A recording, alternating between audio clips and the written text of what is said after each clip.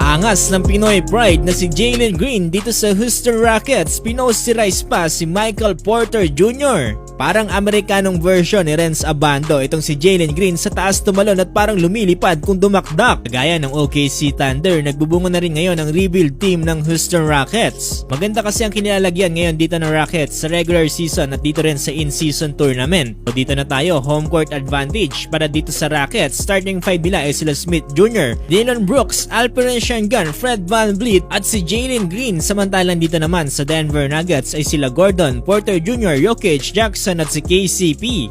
Well, opening quarter, mainit agad dito ang defending champ sa pangunayan dito ni Nikola Jokic. Isang jumper at isang tres agad ng pinakawala dito ni Jokic. Pinaglalaroan pa nga dito ni Nikola Jokic. Dito si Alperen Sengun, pinapakagat-kagat dito sa 3-point line. Joker na joker talaga itong si Nikola Jokic. No problem yan dahil sagot din naman agad dito ang home team ng